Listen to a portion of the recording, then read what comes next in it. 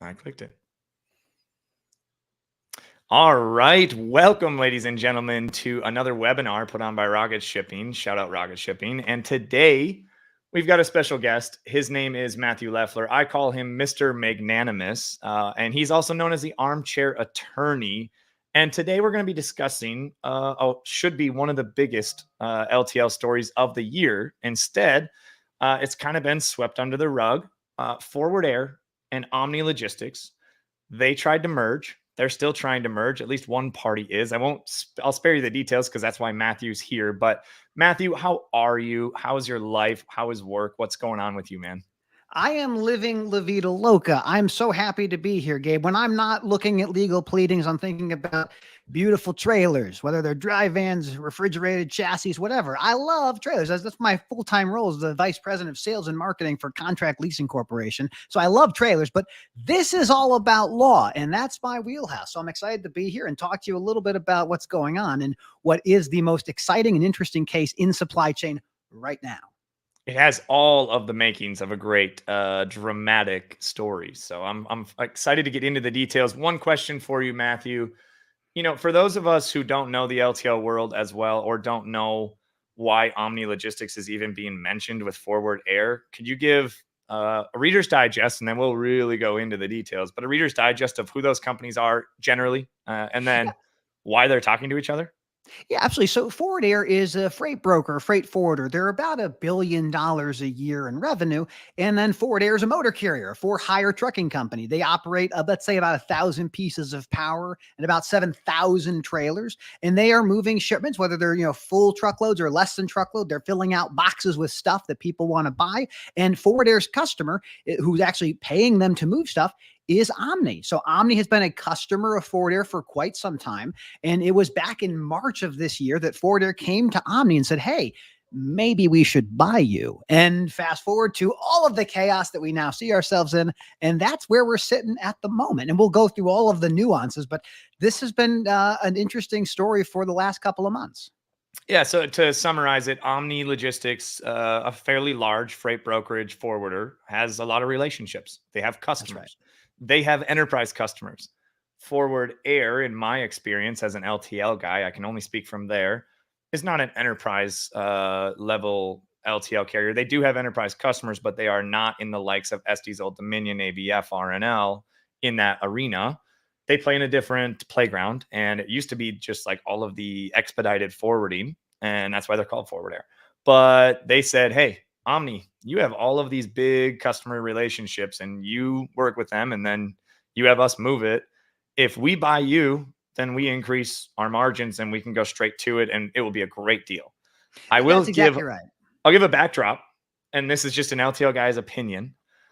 It's not even that informed. So if you're watching, it's not that informed. It's just something I'm shooting out there. I summarize this this whole thing with Omni and Forward Air as Forward Air sitting on the sidelines watching everybody buy up yellow terminals and take advantage of the yellow aftermath, going, God dang it, I wish we hadn't done this deal. And that is why I think they wanted to pull out. There's probably a bunch of other stuff. But to give a backdrop, they went to buy Omni, and they were doing this backdoor deal and backroom deal, really. Yeah, and you'll get into that. But they decided that they want to stop. Omni decided they didn't want them to stop. And that's a high level summary. Now, maybe, just maybe, you could kind of go off and just kind of give us the real details of like the legal side of why the heck that's happening. Yeah, let me tell you I love these things as a narrative to understand like the procedural history it's telling a story. So in March of 2023, Omni gets approached by Forward Air being one of their biggest customers, saying, hey, we think a deal makes sense. And over that period of time from March until August, they start hammering out the deal. And the deal looks kind of like this. Forward Air will give Omni $150 million. In exchange, what Omni will also get is a combination of two different buckets of stock. One bucket is 20% voting stock in the new Forward Air Omni combo. The other is 17.7, very weird and specific number, of a 13% dividend. So what would happen is this other bunch of stock would be given 13% annual as a dividend. Great deal for the Omni shareholders. The reason this is done this way is because in Tennessee, which is where Forward Air has been incorporated, there is a very specific law that says if a change of control happens and an entity gets more than 20% of the voting rights, you must get the shareholders of the parent company to vote. Forward Air would get a chance to vote on this, but it was 20%. So they So if don't it was get a more chance. than 20%, they get the voting rights. But if it's not, Exactly. it's But almost like there they was did that on purpose. Oh, it's like they actually read the law. Well, what ends up happening is shareholders from Forward Air go, hey, you didn't ask me.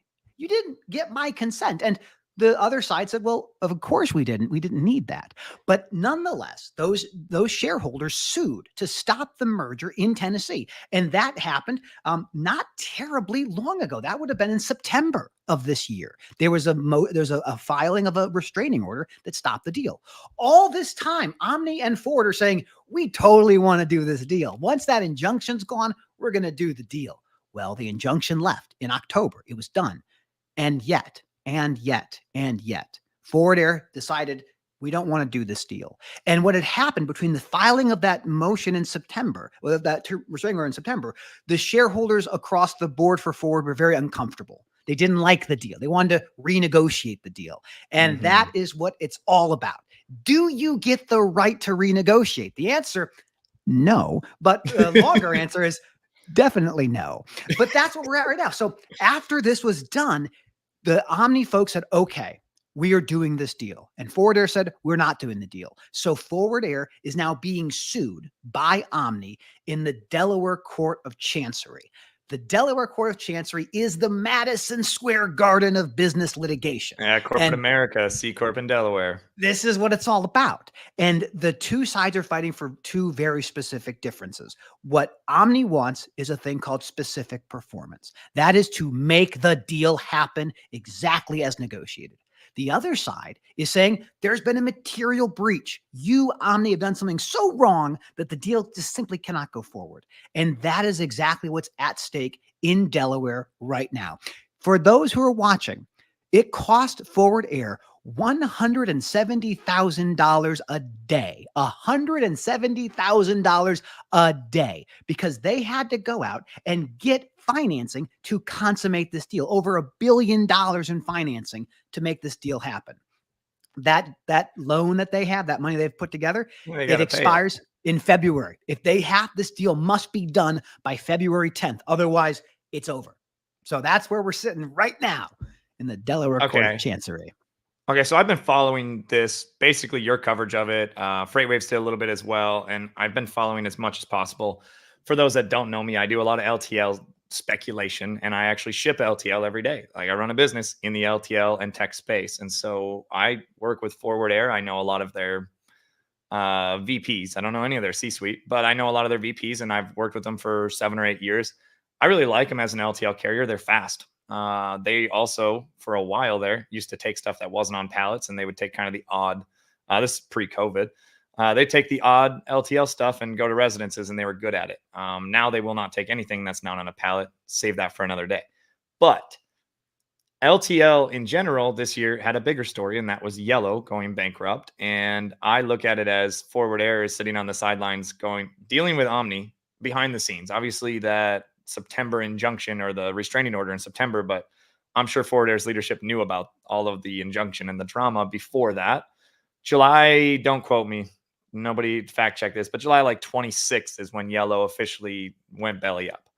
And so August and September were pretty big months for LTL carriers who said, hey, normally it cost us X amount of dollars to go get net new revenue, and now our customer acquisition cost is free. And instead of having to give a discount, we can charge more because we can. And Forward Air participated, but they were certainly not one of the bigger players in it.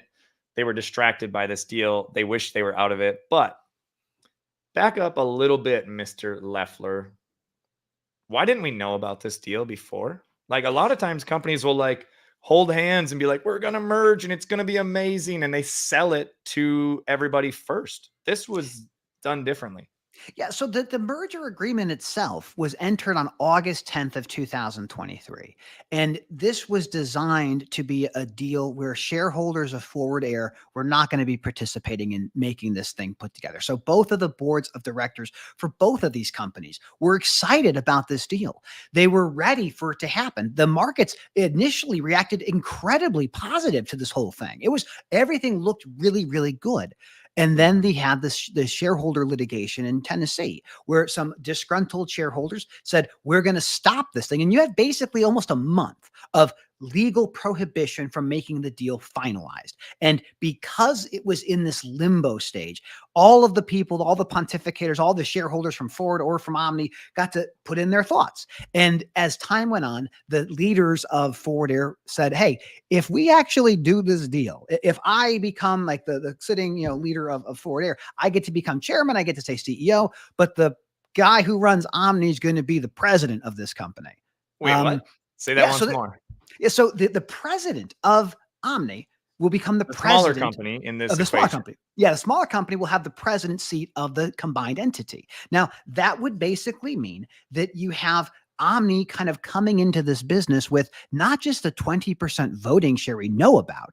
They have this additional 17.7%, which will likely absolutely be converted in. Speculative, but Yeah, but be converted into voting shares. So that means Omni will have 37.7% of the voting rights of this combined entity. And their leader is now the JJ Schenkel would be the president of the combined entity. He would still have Schmidt as the CEO and chairman of the board, but Schenkel becomes not just the president, but also on the board of directors. So a lot of people were like, this looks like you're competing with your own customers. This doesn't look right for us. Doesn't look right. You're right.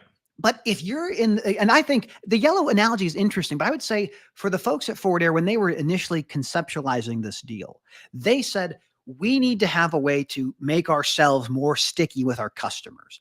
And being sticky is not picking up a dock in some random spot in the United States because Yellow owned it. You want to get customers by buying the companies that bring you business. So what Forward Air, their entire thesis was, we're going to cut out, let's say 10 to 15% of this markup that Omni's giving to us when we work with them. And now our competitors that use Omni are also going to be our customers. So our competitors become our customers. There's a lot of interesting strategy here, but this is what makes it so fun. That's why I love this conversation.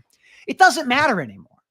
The deal's entered. Here it is. Both people have said, this is the deal we're going to do. Many people remember Elon Musk and Twitter. Like, oh, I don't have to buy it. There's all these bots. And I was sitting there going, like, you're going to buy it. It's like, no, we're not going to. You're going to buy it. That's what's happening in Delaware now. We're not renegotiating. It doesn't matter what the market thinks anymore. If you've entered a contract where you say the solution is to make the deal happen as structured, specific performance, then you have to do the deal. So I always thought, and maybe you can break it down one step further for the audience and anybody that's going to watch this as a clip, but I always thought specific performance, when people talked about it, was like, hey, it has to specifically perform, as in, like, if we buy you with this EBITDA and then we get this many customers and this margin, then that's the performance we were looking for. It has nothing to do with that, it turns out. That's right. So logic doesn't always win the day in legalese. Oh, legalese is the best language of all. Specific performance. And that's actually what you bring up, is one of the challenges that Forward Air has said. Like, your numbers aren't what you said they were going to be. They're not doing well. And again, as a lawyer, I go, I don't care. Specific performance is when there is no remedy at law. So in litigation, there's law and there's equity. Money, which is law, and then equity, which is you have to make it fair. You have to do something with the power of the court. Courts do not like to unwind business deals entered by sophisticated parties that got plenty of representation and had every ability to negotiate it. Specific performance means we are going to force you to do something that you don't want to do. And that is very strange when a court comes into the life of a private business and says, I don't care what you want. You have to do this. Whatever the costs are, that is what's going to happen. So specific performance is reserved for very, very special things. So in the M&A space, like Elon Musk and Twitter, that's an example. Sometimes buying real estate or buying a very rare item can be specific performance, but it's all about making the parties do what they said they were going to do. And Forward Air doesn't want to do what they said they were going to do. But the Delaware Court of Chancery doesn't care what you want. The Delaware Court of Chancery cares about what's in the contract. And just to clarify, I think it's helpful that I don't know all of the details and you do, because sometimes you might even not realize like that you're talking a level above. But don't most deals like this in M&A have like a, hey, if this doesn't work, we got to pay you $1 billion or 150 million anyways. Yeah. And this one did not have that.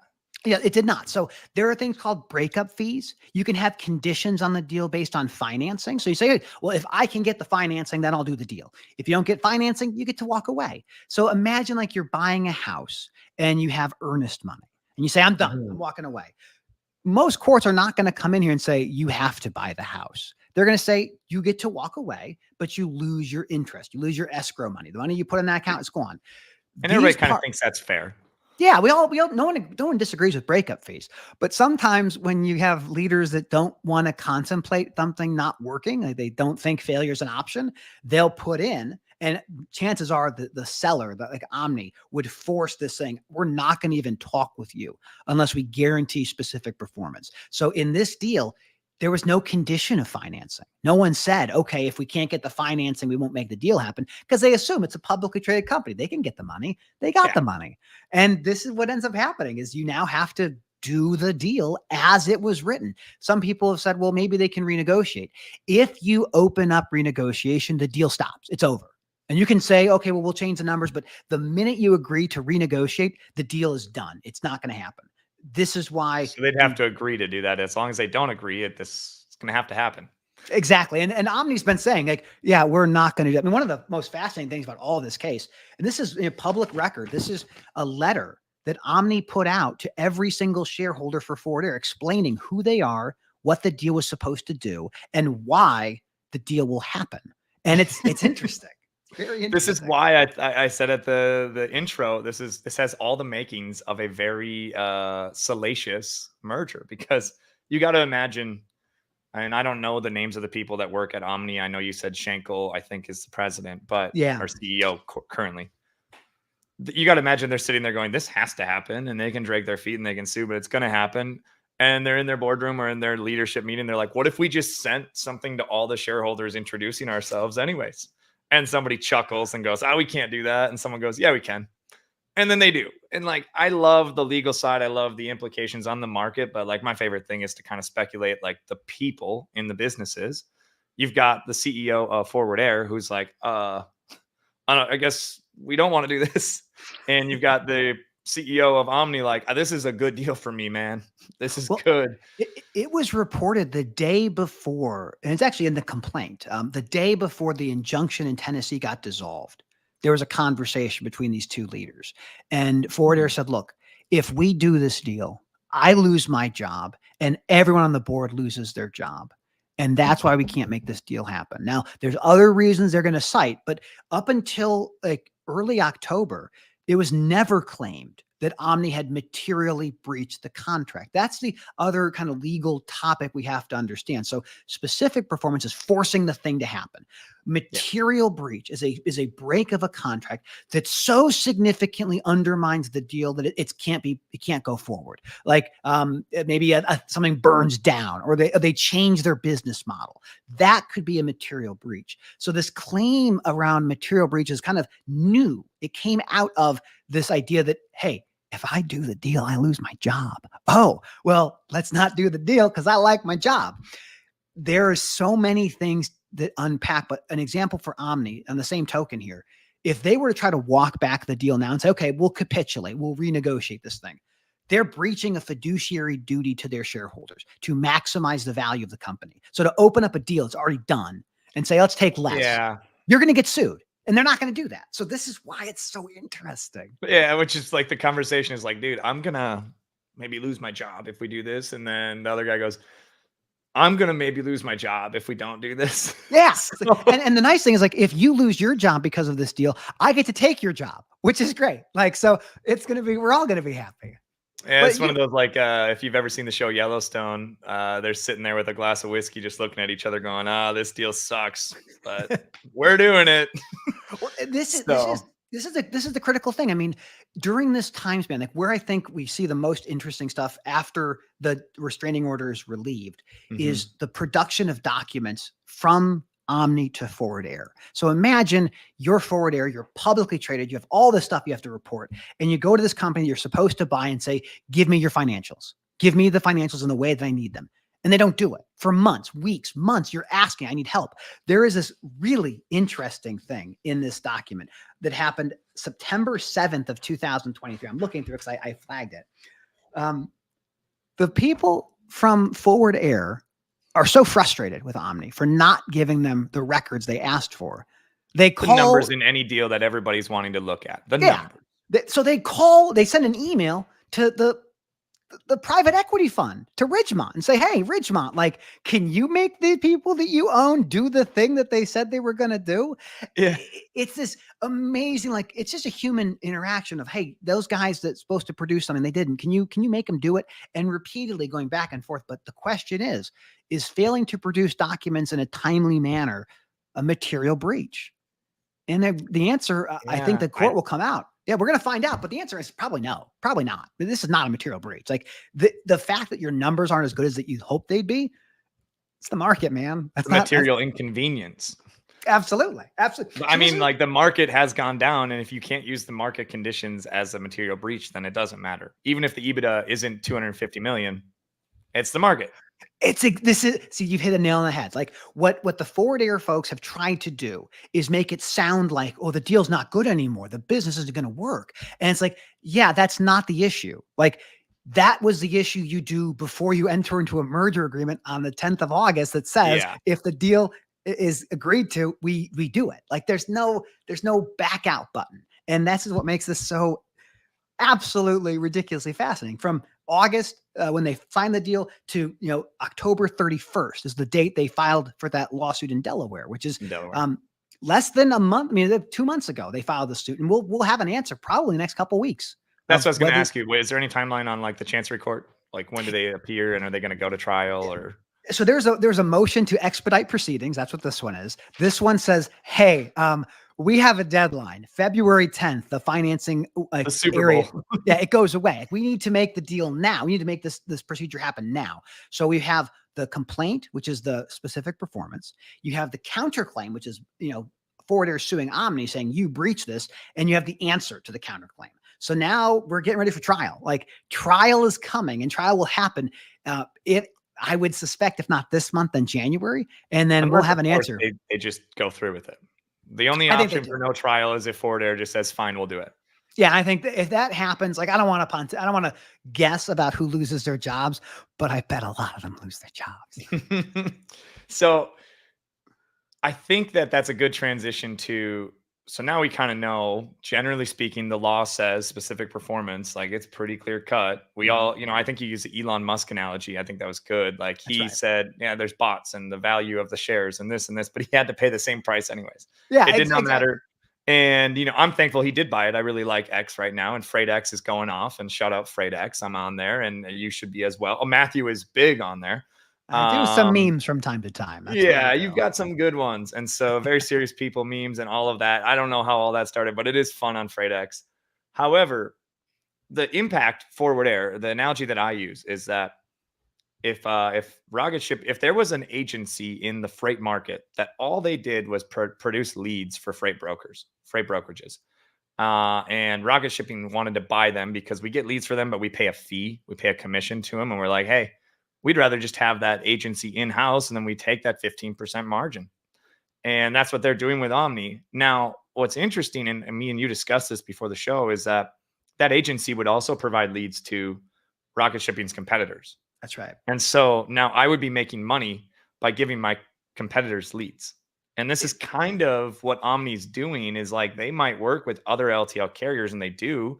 Their clients might want to use RNL or Estes, and Forward Air is going to say, that's fine. We still get to make money when we're not shipping it. And that would be almost like SaaS revenue, because there is no cost of service if you're not shipping it. And now they have a more diversified revenue and profit stream. that's good for everybody if the deal works. And so since the deal's likely going to happen, I did want to get your thoughts on like, what does the market look like with a forward heir who owns Omni, that new entity?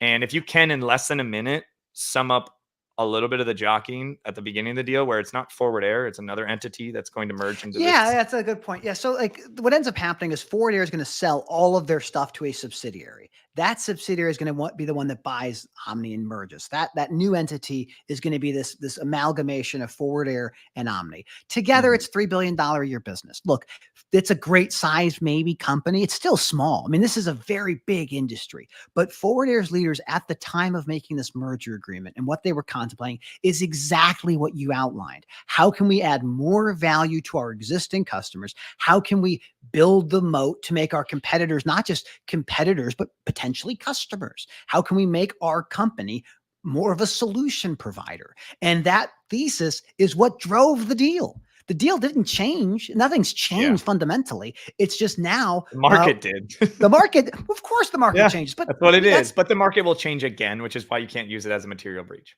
Exactly. I mean, and then again, like the market is, we can't guess where the market's going to go. We have some ideas, but ultimately you make the deal based on the facts you have available to you. And this deal makes a lot of sense. When it all comes down, I look at the Twitter example is a great one. Musk hates the platform. Like he hates those people when he had to buy them. He did not want to do that. And he made it very clear working with that organization that he was going to change it because he did not like it. If you are Forward Air, and you know that this deal is going to happen or likely to happen, and you're spending all this effort, whether it's on paper or on motions or whatever else you're doing, you are destroying the goodwill of the company you've spent your career building. And I get it. It sucks to do a deal that you didn't want to do ultimately because things have changed. But you have to honor your word, and you have to do the things that make you uncomfortable because you have to. Either you do it yourself or the court makes you. And then you have a bunch of people, that integration of those two companies. Oh my gosh, that's going to be brutal. If this is the if you're talking LTL and freight, I mean, integrations of two companies take forever anyways. That's without a merger. Oh, it's going to be fun. If I'm Forward Air, this is me speculating, and I did not talk to Matthew about this because this is probably just blasphemous. But if I'm Forward Air, maybe I pull an Elon Musk and I say, well, if we're in, let's go all the way and like try to take this company private and just have more control. I mean, this is, man, I love that. As they call it. This is to your point. Like if you are Forward Air and you're like, okay, here's the deal that we have to deal with now. The Omni people are coming in. They're going to have the president's seat. They have 20% voting stock. We have a 13% dividend we pay out on 17.7% of our shares. What do we do? Do you convert and give them that massive 37.7% stake in a publicly traded company? And does that company want to take it private? Because they could, if they presumably they get the financing to do that. It's a fascinating case, and I don't think at this stage there's any great winner except for people who are paying attention, because you're going to learn so much about how law works and how M&A activity at the highest level operates. And it's fascinating, man. It's fascinating. I think rocket shipping and other competitors of ours, if they're savvy, can take advantage of this because the market, in my opinion, I've written some articles about it, but winter is coming for LTL. And if they're going to need net new revenue in general, and then another Forward Air might really want some more customers. So I might bring them some and get some good deals for my customers. That's what I might do. As we wrap this up, Matthew, what's one thing you're looking forward to for Christmas? I know it's close to the 1-year birthday of your kids. It's close to your birthday. It's close to like 18 people that you know in your family's birthday, right? Yes. So I just briefly, and it will be long. My twins were born on November 15th. They're 1 year old now. My 7-year-old becomes an 8-year-old on December 22nd. My wife has her birthday December 23rd. We have Christmas, we have New Year's, and then my 10-year-old becomes an 11-year-old on January 2nd. And then I'm January 29th. I kind of round out everything. This is a great time of year. And it's a time of year to spend with your family, recalibrate for what next year looks like, and catch up on the news articles you've been meaning to, but now you have a little bit more time to do it. So I'm very grateful for what's happening right now. And I'm really excited to see what happens in the next couple of months. That's awesome. This is just a joke, but I think that you should take like a Chinese New Year with your family, and then like you should just make that your thing. Like, hey, we just celebrate everything at once for a month. It's a 2-week long festivity. Celebration. It's like, is today my birthday? No, today's the ham day. We get birthday cake tomorrow. And it's just, Yep. It's just like a succession of celebrations. So there you go. Take the birthday sign down today, put it back up tomorrow. We're just going to keep this thing all running. Awesome. Awesome. Well, while I have you here and anybody who is watching or who will watch this after, I do have a little bit of an announcement to make. Rocket Shipping and myself and our head of revenue, Troy Barter, have a brand new podcast that is releasing today. We're already on Spotify. We'll be on all the other platforms by the end of the day. It's called Rocket Revenue, and it's not about freight. It's not about law. It is about sales and marketing. And there's a lot of those podcasts in the space, but one unique thing that Troy and I are doing is that Troy Barter was a high-level tech sales rep his whole career. He crushed sales. He was a high-level seller and manager, director of sales at PandaDoc. And he now works at Rocket Shipping, a freight brokerage with some tech. And he has brought that new predictable, repeatable revenue model to Rocket Shipping. He's leading the charge on that. And what we do in the episodes is threefold. One, we talk about best practices in sales and marketing and like tools. Two, Troy Barter talks about staging and all of the intricate pieces of a sales process and marketing. But three, and I think it's the most interesting, and I'm biased towards myself, of course, but we open source what we actually do at Rocket Shipping and how we're trying to build a predictable and repeatable sales model with no VC funding and with no debt. So it's a cash flowed, bootstrap business trying to build revenue, and we're open sourcing it. And that releases episode 1 today. That's awesome. Congratulations, man. That's phenomenal. Appreciate it. Appreciate it. So if you're listening, go click subscribe. It'll be a link in here as well. Mr. Leffler, thank you so much. The armchair attorney. I think you were built for this moment in freight because you understand the complexities and the trailers and the law.